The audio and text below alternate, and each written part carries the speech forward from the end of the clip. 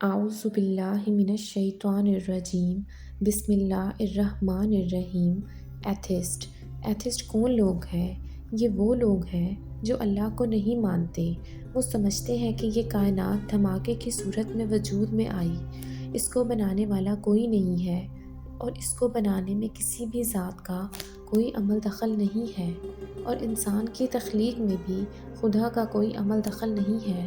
نعوذ باللہ، معاذ اللہ۔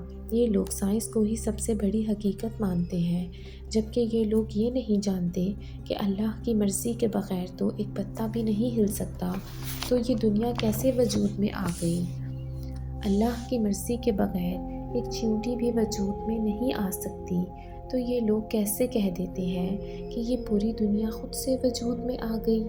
یہ لوگ ہوتے کون ہیں جو مذہب کا مذاق اڑاتے ہیں؟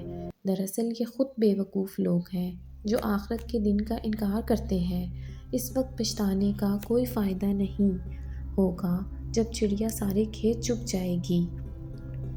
ایتھسٹ لوگوں کا عقیدہ کوئی نیا عقیدہ نہیں ہے، یہ بھی اتنا ہی قدیم ہے جتنا کہ کوئی قدیم مذہب، کیونکہ ہر دور میں اللہ سے انکار کرنے والے لوگ رہے ہیں، اور انہی لوگوں کی اصلاح کے لیے اللہ نے 1,24,000 انبیاء بھیجے۔ یعنی کچھ انسان شروع سے ہی اللہ کے وجود سے انکاری رہے ہیں، اور لاکھوں سال پہلے بھی ایتھسٹ انسانوں کا وجود تھا۔ ایتھسٹ انسانوں کا وجود تب بھی تھا جب مصر اور یونان میں لوگ بت اور دیوتاؤں کو پوجتے تھے۔ ایتھسٹ اس دور میں بھی دیوتاؤں کو فرضی اور طلسماتی قرار دے کر مسترد کر دیتے تھے، اور لوگوں کو اپنی عقل اور ظاہری رہنمائی حاصل کرنے پر زور دیتے تھے، اور اندیکھے خدا پر یقین کرنے سے منع کرتے تھے۔ ایتھسٹ اس دور میں بھی موجود تھے جب پیغمبر لوگوں کو ایک خدا کی عبادت کرنے کی طرف راغب کرتے تھے، اور یہ انبیاء کرام کے دور میں بھی لوگوں کو خدا کے وجود سے انکار کرنے کی تلقین کرتے تھے۔ فرعونوں کی مسیح تہذیب ہو یا ہندوستان ہو یا افریقہ کا علاقہ، دنیا کے ہر معاشرے اور تہذیب میں ایتھسٹ کا ذکر ضرور ملتا ہے۔ 16ویں اور 17ویں صدی عیسوی میں ہونے والی مذہبی جنگوں نے جہاں مذہبی پیشواؤں کے گرفت کو ڈھیلا کر دیا، وہاں یورپ میں سائنسی انقلاب برپا ہونے لگا، اور سائنس کے کرشمے لوگوں کو اپنی سحر میں جکڑنے لگے۔ وہاں ایتھسٹ کے عقیدے کو ایک بار پھر پھلنے پھولنے کا موقع مل گیا، جس کی وجہ سے ایتھسٹ کے پاس سائنس کی وجہ سے لاجکس آنا شروع ہو گئی تھیں، اور وہ خدا کے تصور اور کائنات کے نظام کو سائنسی طور پر چیلنج کرنا شروع ہو گئے تھے۔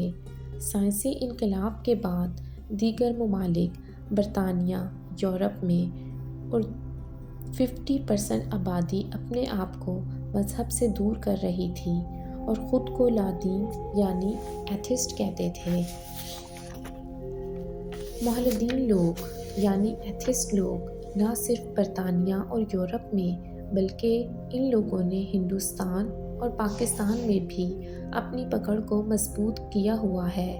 ایتھسٹ لوگوں نے مذہب پرست لوگوں کو گمراہ کرنا شروع کر دیا۔ بچے جو دماغ کے کچے ہوتے ہیں وہ ان لوگوں کی باتوں میں آ جاتے ہیں۔ ایسے لوگ جب دنیا کے مسائل میں پھنس جاتے ہیں تب ان کا کوئی راستہ نہیں ہوتا، ان کو کوئی راستہ نظر نہیں آتا۔ یہ لوگ ڈپریشن کا شکار ہو جاتے ہیں اور پھر سکون قلب کے لیے موت کا شکار ہو جاتے ہیں، اور اگر دوسری طرف دیکھا جائے تو ایمان والے وہ ہمیشہ مطمئن نظر آتے ہیں، کیونکہ وہ جانتے ہیں جنت اور جہنم، نیکی اور بدی، اچھے اور برے کام انہیں پتہ ہے، وہ جیسا کریں گے ویسا بھریں گے۔ انہیں آخرت کے دن کا یقین ہے، اور اگر یہ سب ترتیب نہ ہوتی تو دنیا کا نظام درہم برہم ہو جاتا۔ اللہ ان لوگوں کو اپنی پکڑ میں لائے، اور ایتھسٹ کے لیے اللہ نے دردناک عذاب تیار کر رکھا ہے۔ اس وقت پچھتانے کا کوئی فائدہ نہیں ہوگا جب وقت گزر جائے گا، دنیا ختم ہو جائے گی، آخرت کا سماں ہوگا، کوئی کسی کے کام نہیں آئے گا۔ نفسا نفسی کا دور ہوگا، نہ بیٹا باپ کا ہوگا، نہ بیٹی ماں کی ہوگی، سب کو اپنی فکر ہوگی، تب ایک آواز آئے گی، امتی امتی امتی۔ وہ ہے میرے پیارے محمد صلی اللہ علیہ وآلہ وسلم کی آواز جو اپنی امت کے لیے دعا کر رہے ہوں گے۔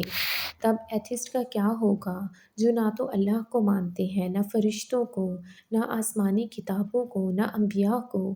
ایسے لوگ گمراہ ہیں، ان کا کوئی ٹھکانہ نہیں، ان کا ٹھکانہ صرف جہنم ہے جو بہت ہی بری جگہ ہے۔ یہ لوگ نہیں مانتے، یہ لوگ تصور نہیں کرتے نہ جنت کا نہ جہنم کا۔ ایسے لوگوں کا کیا ہوگا جو گمراہ ہیں؟ اللہ ان کو ہدایت دے، اللہ ان کو ہدایت دے۔ اللہ حافظ، پھر ملیں گے نیکسٹ ویڈیو کے ساتھ۔